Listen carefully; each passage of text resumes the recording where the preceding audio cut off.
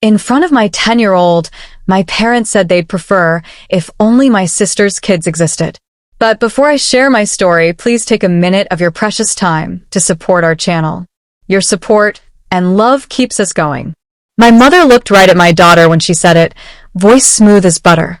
Sometimes I wish Deja's kids were the only grandchildren we had. My 10-year-old, Nova, froze for a second before bolting down the hallway in tears. She clutched the birthday card she had made all morning, its crooked pink star drawn in glitter marker, like it was the last piece of dignity she had left. I didn't cry. I didn't even argue. I just stood there, chest heavy, letting the words sting until they turned into steel. Because in that moment, I knew something had to change. And within a few days, my parents' picture-perfect world would start cracking from the inside. Birthdays are supposed to bring families closer, right? In mine, they exposed the rot. This year, the gathering was at my parents' house for my mother's big day. The whole clan showed up, my sister Deja, her husband Tyrone, and their trio of so-called prodigies. First, there was Jamal, 12 years old and forever the little genius because he could string together rhymes like a poet. Then Layla, the pianist who my parents bragged about to their church friends, and baby Mia, who sang so sweet people swore she could harmonize before she could talk. And then there was me, Sierra, the so-called disappointment, walking in with just my one child, Nova. Nova sat at the edge of the couch, sneakers swinging above the carpet, her card tucked close. I whispered to her before the candles were lit, "It's perfect. Grandma will love it." And I believed that. After the cake was sliced and the awkward small talk died down, somebody, probably my mother, decided the kids should do something special. That's how it always went, like our family gatherings were auditions for applause. Of course Deja's kids went first. Jamal recited a piece he'd written that sounded straight out of a middle school anthology. Layla tapped the piano with perfect posture, hitting every note with smug precision. Mia sang a sweet gospel tune that had half the room swaying. Everyone clapped like they were watching a showcase at the Apollo. Then it was Nova's turn. My girl is shy, always has been, but she wanted to try. She stood, tiny hands trembling, and began singing a simple, happy birthday. Her voice cracked. She missed a note. By the second line, her throat closed up, and silence swallowed the room. There was a pause, then a couple polite claps. I saw Deja's kids exchanging smug little smiles, like they'd just won a contest. Nova sat down quickly, her glitter star card clenched tight, her eyes glassy. And that's when Jamal piped up, hungry for the spotlight. "Grandma, can I share another poem?" He rattled off something polished, and once again, the room erupted in warm applause. My mother chuckled, turned toward Deja's children with pride, and dropped the words that shattered my daughter's heart. "Sometimes I wish y'all were my only grandkids." She said it like a joke. My father smirked beside her, lips pressed thin, agreeing in silence. Deja shifted awkwardly, but didn't say a word. Nova's face crumpled.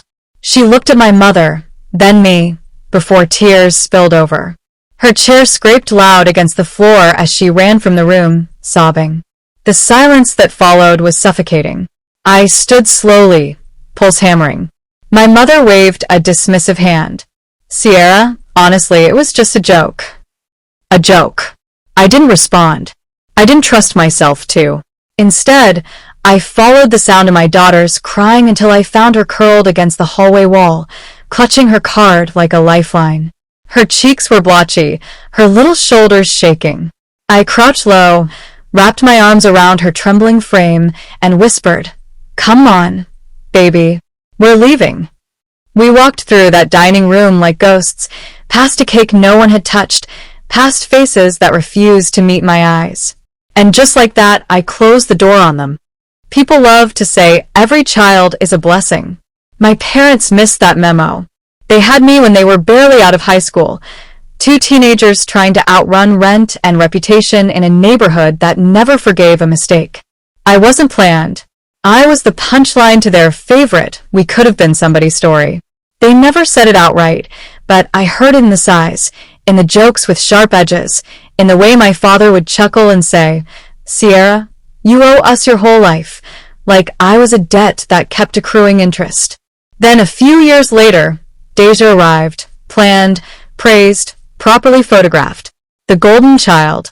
She got the banners and the baby books. I got secondhand coats and a running tab of guilt. That was our orbit all through childhood. Deja sparkled. I survived. So I made a private promise. If I couldn't be wanted, I would be undeniable. Nobody in our family talked about college, not really. We were a work till your back aches clan, warehouse shifts, night routes, odd jobs. But I lived at the library like it was church. Every quiz was a rung. Every scholarship application was a rope out of the well. When a full ride landed in my inbox, I sat on the edge of my mattress and cried quiet tears, then wiped my face and packed. I told myself that if I climbed high enough, the view might finally include me. Law school didn't love me back at first, but I'm stubborn. I learned to read cases like song lyrics and speak in rooms where my voice used to tremble. After the bar, I landed an associate spot at a firm in downtown Midland Heights. Long hours, steep learning curve, steady paycheck that didn't bounce. Meanwhile, my parents were grinding their way through a tiny delivery outfit they'd slapped a name on, Blue Arrow Dispatch. 2 vans, 3 headaches, licenses, roadside checks, compliance notices that piled up on the kitchen counter. Growing up, I heard my father say, if we had a lawyer in the family, we'd be straight. So, I became the lawyer in the family. I wrangled permits. I argued with inspectors who knew them by first name. I drafted responses to competitor complaints for $0 and a lot of lost sleep. And because the old ledger in my head still said you owe us, I started sending a little money to $260 every month to help with their mortgage. Not enough to break me, but enough for them to say they'd raised a grateful daughter when it suited them. For a while, it looked like it worked. The warning letter slowed. The fine stopped. Blue Arrow even picked up a few new contracts because their paperwork finally matched their hustle.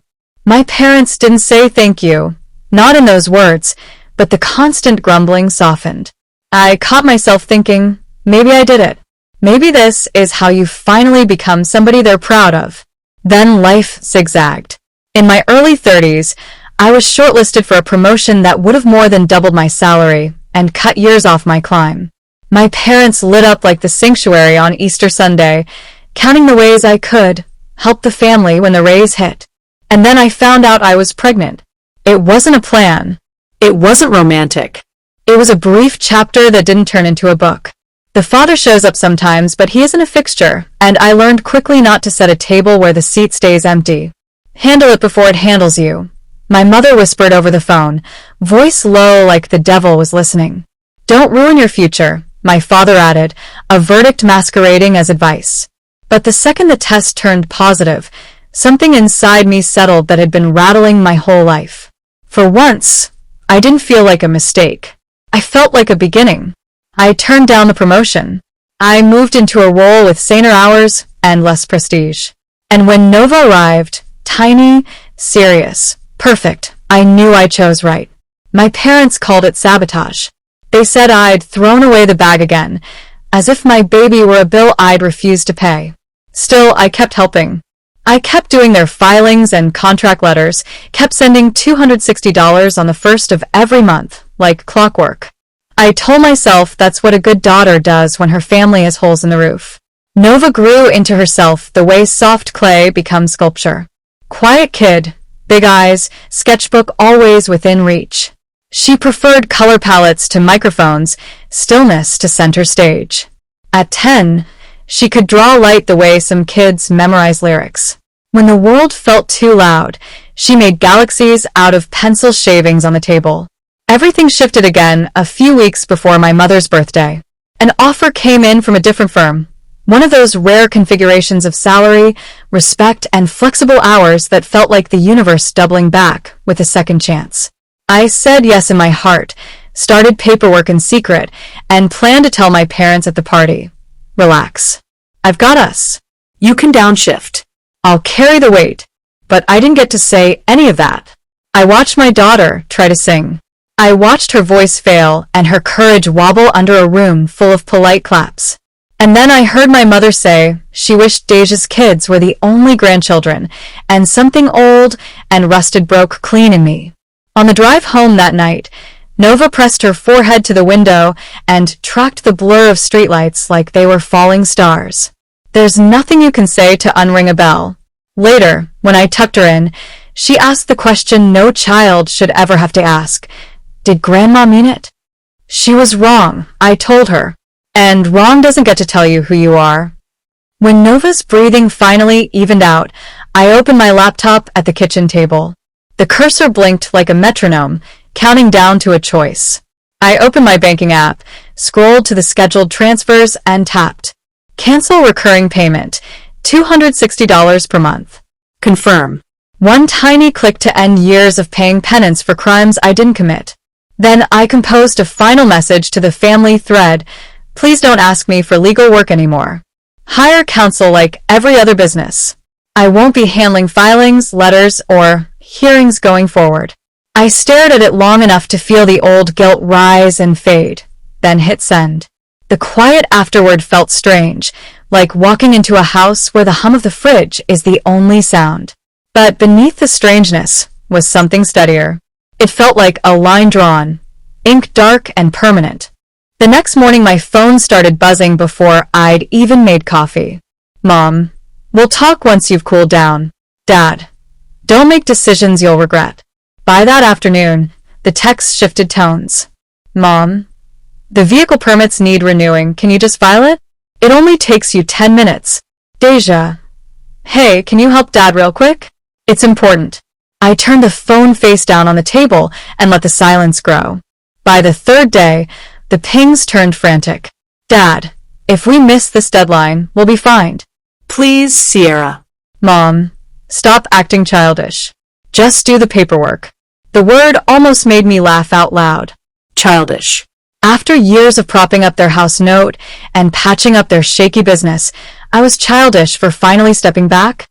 I let the calls pile up, each voicemail tighter than the last. On the fourth day, I finally answered, not with a call, but with a text. Hire a lawyer. I'm done. An hour later, the phone rang and rang. I ignored the first 9 calls, but on the 10th, I picked up. What is wrong with you? My mother snapped. You can't just cut us off. I already did. My father's voice barged into the line, heavy, furious. We raised you. We gave you everything. I nearly laughed, dry, bitter. And I've been paying it back ever since. But that debt is over. You're ungrateful, my mother hissed. No, I said calmly. I'm free. And I hung up. That night, Nova sat at the kitchen table with her sketchbook spread open, tongue tucked between her teeth in concentration. When she pushed the paper toward me, I saw a drawing of a girl holding a paintbrush, standing taller than a mountain. That's you? I asked. She nodded. I wish I could go to that art academy. The one Layla's friend goes to. But it's too expensive, right? I studied the girl on the page, the figure towering, brush raised like a weapon of light. Not anymore, I said. Her eyes widened. What do you mean? I smiled, the first real smile I'd felt in weeks. I figured out a way. You're going to that school. For the first time since my mother's words at the party, Nova's face lit up without hesitation. She grinned wide, joy spilling raw and unguarded across her cheeks. That look alone was worth more than every dollar I'd ever wired into my parents' account. If you asked my parents why I stopped helping, they had their version ready. She got bougie. They told anyone who would listen. That big job made her think she's too good for her own people. I found out when my aunt called, voice dripping with concern. Sweetheart, your mama says you've changed. That you think you're better than the rest of us. Too good. Better than. I almost laughed. This from the same people who once told me having Nova was the worst mistake of my life. They left out a detail. I told my aunt flatly. They told Nova, to her face, they wished Deja's kids were their only grandchildren. The line went quiet. Then my aunt whispered, They said that? Yes. And just like that, the gossip chain twisted in a new direction. Because while my parents painted me as the selfish lawyer who abandoned family for money, I was quietly telling the truth. And truth, I discovered, has sharper teeth than rumor. Calls started trickling in, from cousins I hadn't spoken to in years, from one of Deja's in-laws, even from my father's older brother, who usually forgot my birthday.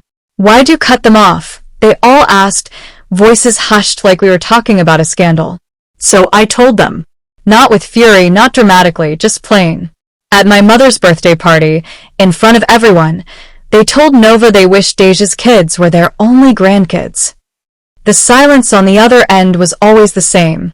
Then came the outrage. "She's only 10, one cousin gasped. "That's disgusting," muttered another. And just like that, my parents' carefully crafted story about their ungrateful daughter started to crumble. Some relatives still said I should forgive and forget. But most? They started looking at my parents differently. And my parents could feel it. That's when desperation took on a new form. It started with a call from a coworker I'd confided in weeks before the party. "Sierra," she said nervously, "I think I messed up." My stomach tightened. "What happened?" "I ran into your mom and dad at the grocery store.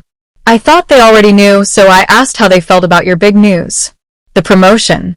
How you were going to tell them they could relax about money." I closed my eyes, picturing it clear.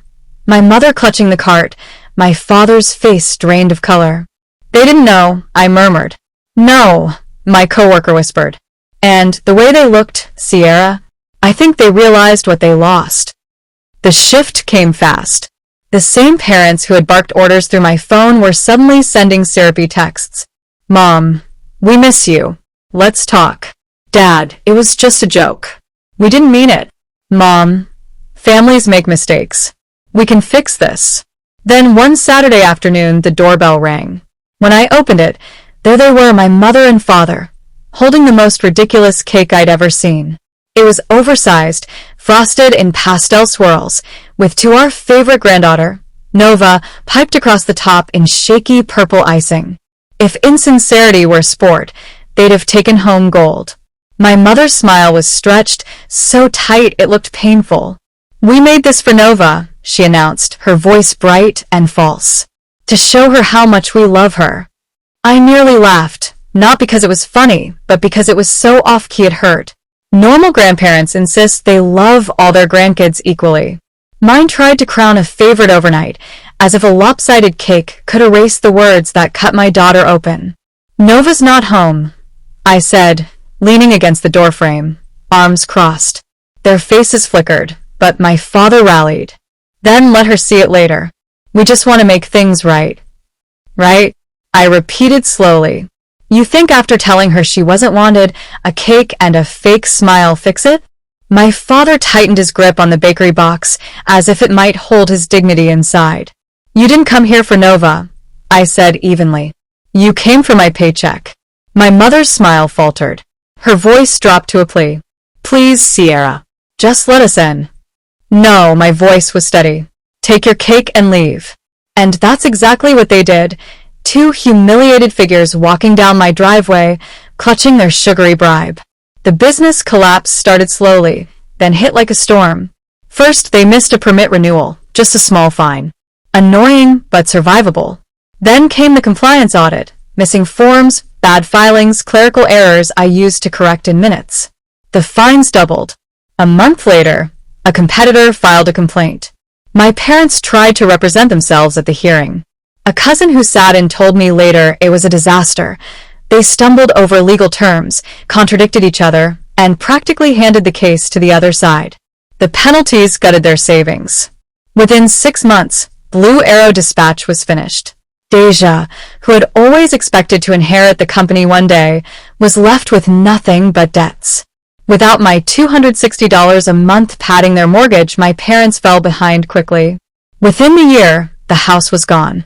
Meanwhile, my life bloomed in contrast. Nova thrived at her new fine arts academy. One afternoon, she came running out of class, clutching a charcoal sketch. "Mom." They pinned mine on the board. "Teacher said it's one of the best." For once, my child's work wasn't brushed aside or overshadowed by someone else's performance. For once, she was celebrated. At work, I was thriving too. The new firm gave me complex cases, colleagues who respected me, and room to grow. I wasn't just hustling to survive anymore. I was standing where I belonged. And then came Daniel. I met him at Nova's school. A widowed father with a daughter who loved painting. Playdates turned into easy conversations. Conversations turned into dinners. And for the first time in years, I felt something I thought I'd lost. Possibility. Sometimes I thought back to that cake, how my parents stood on my porch, desperate and brittle, pretending love could be whipped into frosting. Or I replayed my coworker's voice, describing their pale faces in the grocery aisle when they realized what they'd thrown away. The truth is, it hurt, because I really had been ready to give them everything. I had planned to carry them into retirement, to cover their bills until the end. But instead, they gambled on cruelty and lost. While their lives unraveled, mine was finally falling into place. Fast forward a year. Nova is unrecognizable from the shy little girl who once stumbled through "Happy Birthday" at my mother's table. At her fine arts academy, her drawings hang in the hallways. She talks about light, shading, and brush strokes with the kind of confidence I once only dreamed she would have. Watching her walk through those glass doors each morning, head high, sketchbook under her arm, is worth more than every cent I ever wasted trying to buy my parents' approval. My own life looks different too. The new firm became home. The promotion wasn't just a title. It was stability, respect, and the freedom to chart my own future without asking anyone's permission. And Daniel, he's no longer just the widowed dad I met at pickup. He and his daughter, Alani, moved in with us a few months ago. When I was younger, I imagined I'd have 2 children of my own. Then life twisted, and by the time Nova came along, I was staring down 40, convinced she would be my only. I was grateful, but a part of me quietly mourned the family I thought I'd never have. Now, somehow, that old dream came true in a way I never expected. Nova and Alani share rooms side by side, their walls covered in sketches and bright colors, whispering to each other long past bedtime. And Daniel and I raised them together, not perfect, not without challenges, but as a team. As for my parents, word travels. They rent a small apartment now, a far cry from the home they once bragged about. The delivery company is gone. Deja's bitterness has turned legendary. She expected an inheritance and ended up with nothing but overdue bills. The cousins who used to defend my parents keep their distance now. Everyone knows the story. The grandparents who told a 10-year-old she wasn't really wanted. That's the legacy they built for themselves. Sometimes I wonder if they ever think back to that night, to the words my mother spoke so casually. I wonder if they realize those words cost them everything. Because here's the truth. I was ready to give them the world. I was ready to carry them for the rest of their lives. But they chose cruelty over kindness, control over care, and in doing so, they lost me and everything that came with me. Now, I have peace. Nova has joy. And together we're building a future that doesn't include the weight of their resentment. So tell me, did I go too far or not far enough? In the end, sometimes walking away isn't cruelty, it's survival. My parents gambled that I'd always stay, always give, always forgive. But when they chose to wound my daughter, they lost the last piece of leverage they ever had over me. Their legacy became bitterness and regret, while ours became freedom, love, and new beginnings. What about you? Have you ever had to cut ties to protect your peace? Share your thoughts below. And if this story hit home, don't forget to like, share, and subscribe for more stories of resilience, family, and the power of choosing yourself.